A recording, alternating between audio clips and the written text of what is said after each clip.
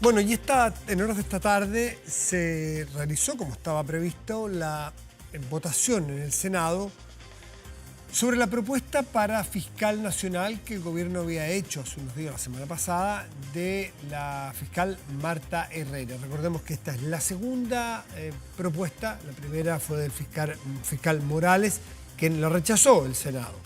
Nuevamente viene una quina desde la Corte Suprema.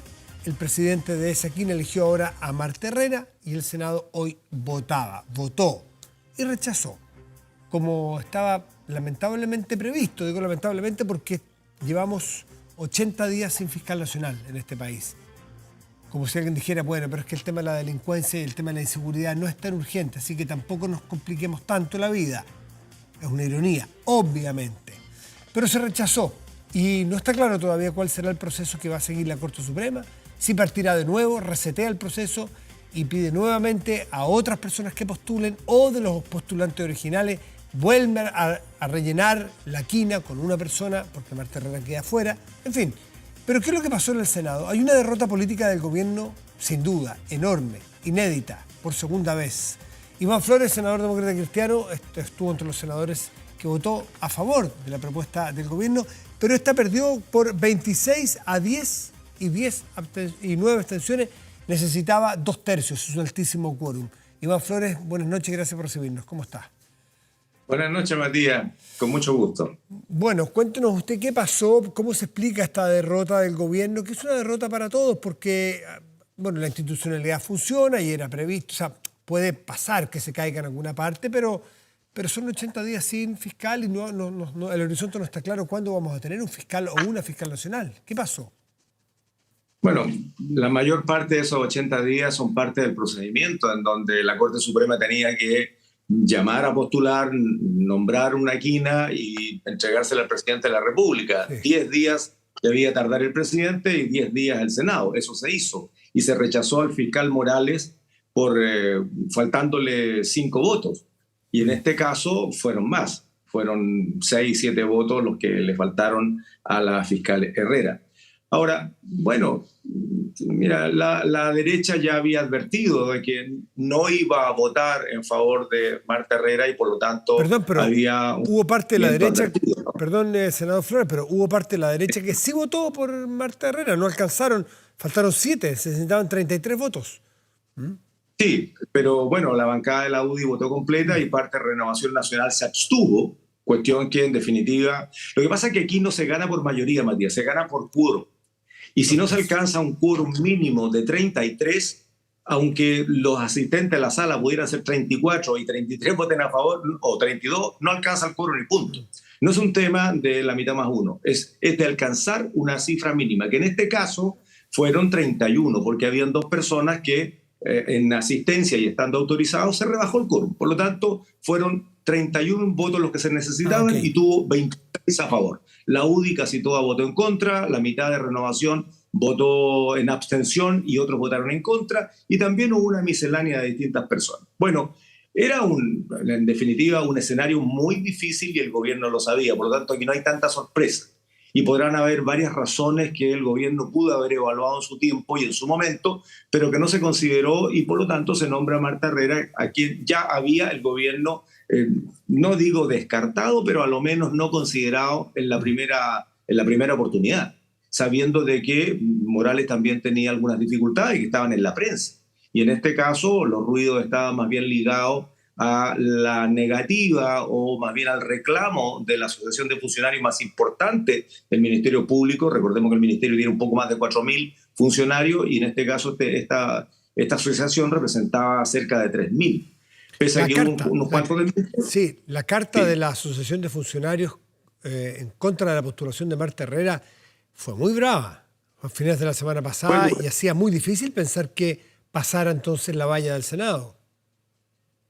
Fue dura, y esto asociado al paro que habían anunciado los fiscales por el problema del reajuste, generaba todo un escenario bastante complejo. Pero en la suma, Matías, la verdad es que no se entiende de pronto que el gobierno haya primero nombrado al fiscal Morales, que tenía algunos inconvenientes, a lo menos en la discusión pública, y en el caso de Marta Herrera tenía este otro ruido interno, pudiendo haber nombrado, por ejemplo, y aquí cito nada más, a un fiscal que no ha tenido ningún inconveniente ni en la prensa ni en lo interno.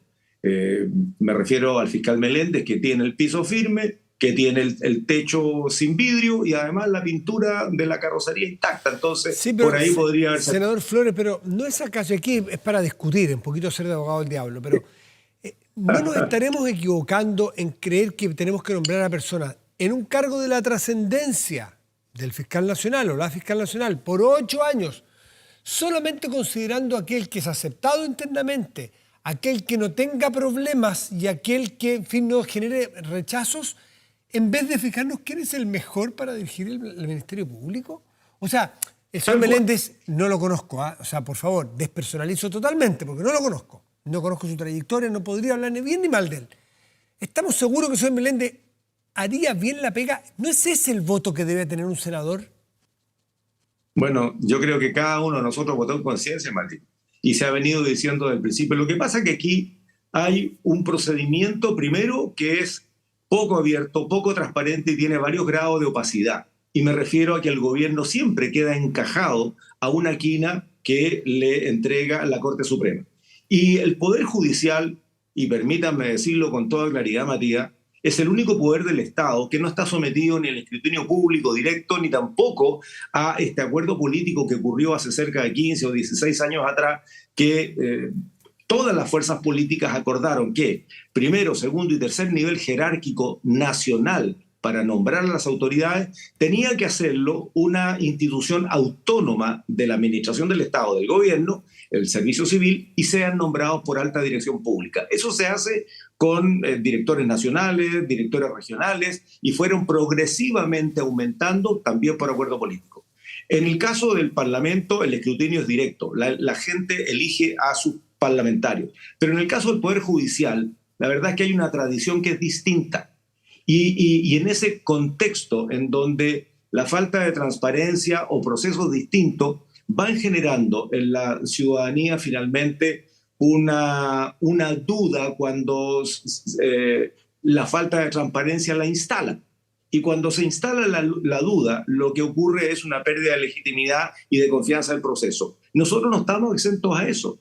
Por lo tanto, en este caso, cuando en el primer proceso la Corte Suprema hace postular y postulan 17, dejándole 10 minutos para cada exposición, la verdad es que yo creo que el proceso estaba estrecho. Le entrega una quina al gobierno y el gobierno no tiene más elástico que elegir dentro de esa quina. Lo curioso es cómo se estructuran las votaciones dentro de esa quina. Cuando esto fracasa, finalmente la Corte Suprema decide no cambiar la quina, sino que sencillamente reemplazar. ¿Qué es lo que va a volver a ocurrir ahora? Entiendo que el procedimiento es ya no reemplazar a dos, como fue en el proceso anterior, dada la renuncia de uno y el rechazo del otro, sino que ahora solamente va a reemplazar a Marta Herrera y por lo tanto siguen quedando los 4 que ya fueron presentados al gobierno más uno o una nuevo. Ese va a ser el procedimiento y yo espero que esto sea rápido porque coincido con usted, Matías, que el Ministerio Público no puede seguir descabezado porque si hay algo que queda claro, además de esta falta de transparencia de todo el proceso, no me refiero solamente a este caso, me refiero al nombramiento de jueces, al nombramiento de conservadores, al nombramiento de notarios, al nombramiento de un montón de autoridades importantes, lo hace prácticamente el Poder Judicial por sí y ante sí. Esto lo digo claramente, con respeto, pero claramente.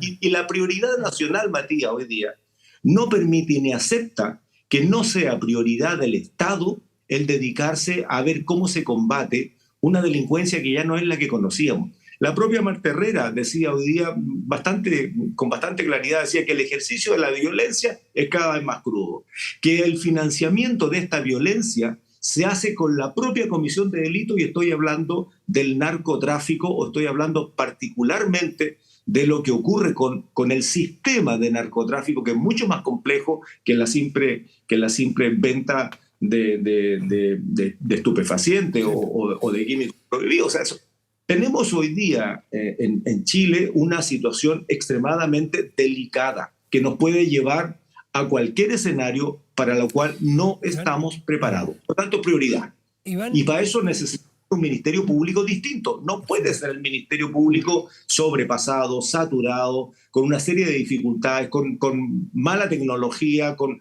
fiscales que ya no tienen 600 causas, tienen 2.000 cada una, y en donde, si me permiten, Matías, voy a decir 4 líneas. Aumento a los imputados desconocidos, la más alta en 6 años.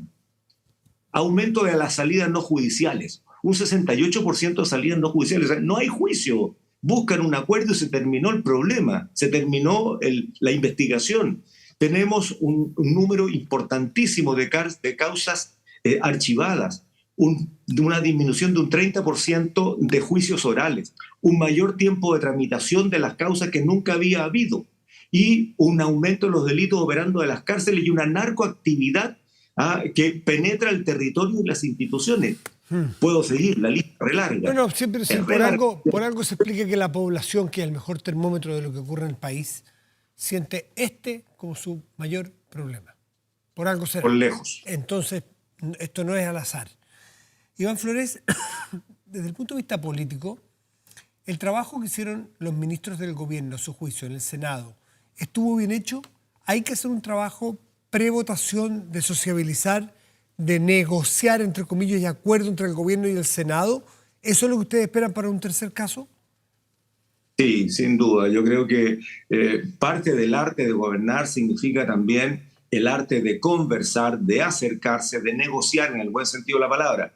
Y independientemente del esfuerzo que hizo la ministra Uriarte, la verdad es que este es un sello del gobierno. La soberbia que ha tenido, la falta de oficio, la inexperiencia. Ya hemos escuchado los dichos del ministro Jackson con esa superioridad moral que ahora vienen a resolver las cosas, o incluso el propio presidente Boris, que es bastante más amplio que alguno de sus ministros. La verdad es que es como el sello del gobierno.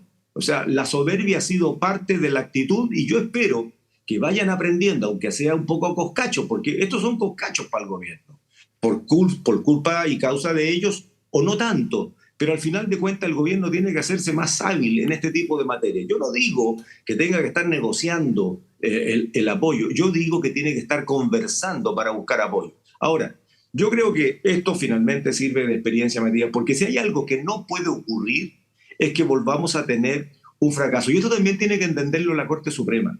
La Corte Suprema, no digo que no tenga la atribución para hacerlo, pero tiene que entender que de aquí para adelante, y es algo que vamos a impulsar algunos de nosotros, tenemos que hacer una modificación de la norma que obligue a que las instituciones del Estado, incluyendo los 3 poderes, transparente un poco el proceso de selección. Si esto no deberíamos hacerlo ni la Corte Suprema, ni el gobierno, ni nosotros. Debería hacerlo la alta dirección pública, ni más ni menos, sometidos al mismo proceso. Exámenes psicológicos, exámenes técnicos, exámenes de competencia y una serie de otras. Usted dice, el fiscal nacional no debiera ser elegido con el proceso que tenga el diseño institucional hoy, sino que alta dirección pública.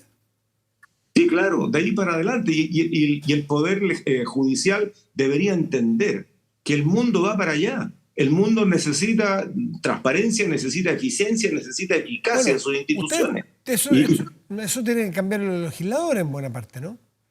Bueno, pero claro. Y eso tiene que ser un acuerdo, porque nosotros no tenemos atribuciones para hacer modificaciones institucionales, claro, ni tampoco podemos legislar cuando se trata de finanzas del Estado. Y en este caso, claramente, se tocan las 2 aristas. El gobierno tiene que estar convencido de que hay que cambiar el procedimiento. Nosotros, yo creo que estamos cada vez más convencidos que hay que hacerlo. Y por cierto, en este caso, el Poder Judicial también. Tiene que haber un acuerdo, tal como ocurrió con la alta dirección pública en todos los cargos principales del Ejecutivo. Pero ahora, en lo que estamos, hay que nombrar un o una fiscal nacional pronto. Y en ese escenario nosotros hemos usado los tiempos.